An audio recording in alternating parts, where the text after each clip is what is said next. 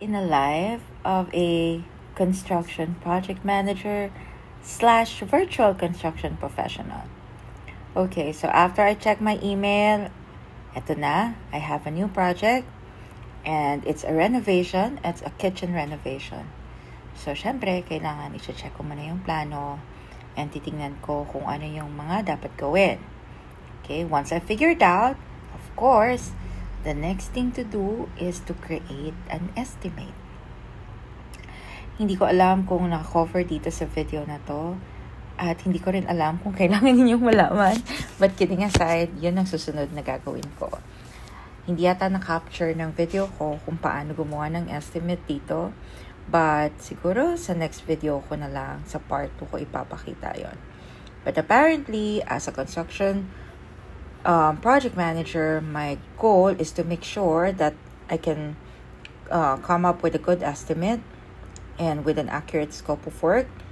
And since this is just a very small project, a kitchen renovation, at kailangan ko lang tanggalin yung walls na nagdi-divide between the kitchen and the dining room, at lalagyan ng center island dun sa gitna. So, medyo madali lang to for me. So, ano pa ba ginagawa ng isang construction project manager? So, after I have analyzed this, yun nga, gagawa na ako ng estimate. Pag na-approve na si estimate, ipapasok ko na yan. Well, syempre, gumagamit ako ng construction project management software. And what I'm currently using is Contractor Foreman.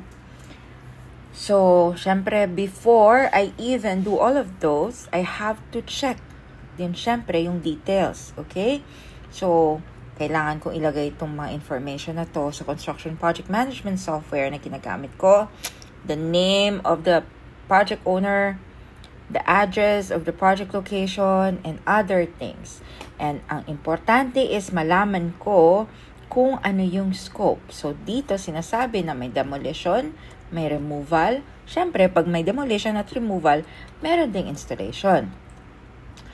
So, part of that is for me to check as well the building codes in California, in the state of California, in terms of demolition of a wall or removal of a wall.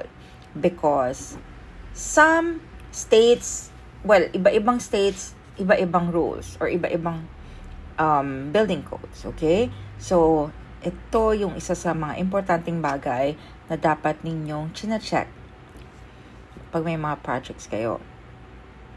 So, after I check na ito yung kailangan at hindi naman major wall yung re-remove dito sa project na to, so naisip ko siguro okay na yan.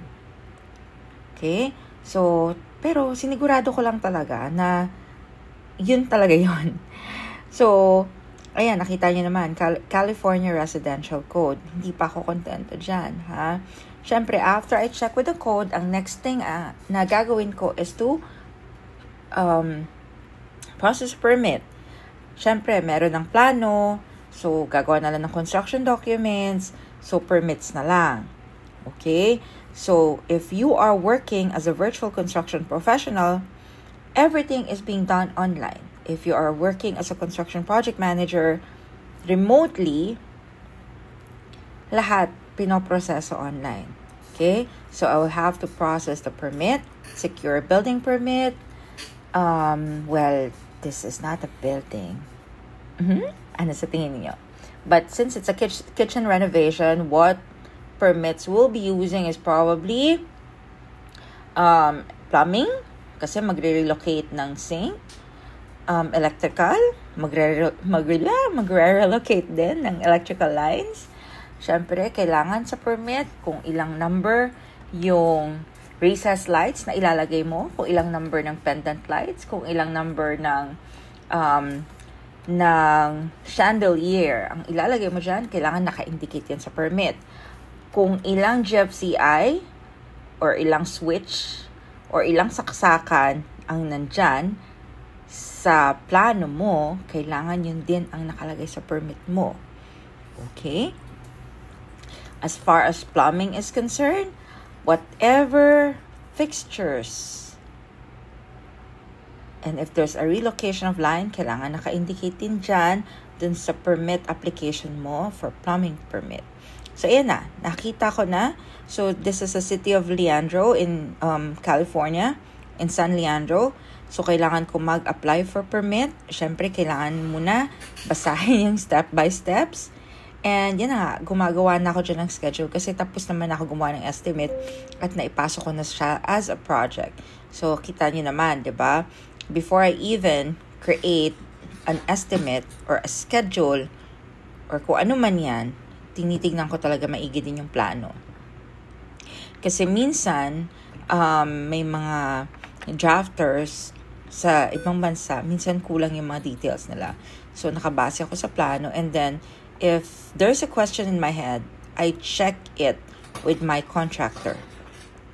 Just to make sure na hindi ko siya pinangungunahan at hindi ako nagmamarunong. Well, I definitely know what I'm doing, but of course, it is better and safe to ask para hindi tayo magkamali.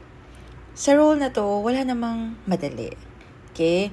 Lahat kailangan mong magpaghirapan. Kasi if hindi mo paghihirapan ng isang bagay, hindi mo ito mamahalin. And you will not give high value to what you're doing. Okay?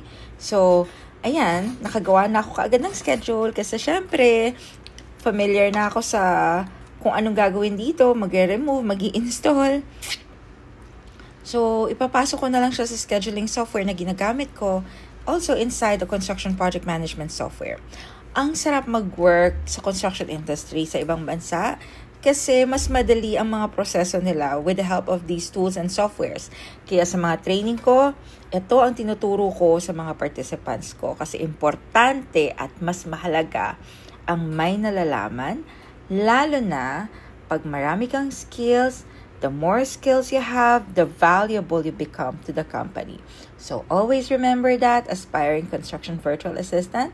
It's me again, Coach Cheryl, and mga ka-white hat. Thank you so much for following my vlogs. Have a great day. Bye.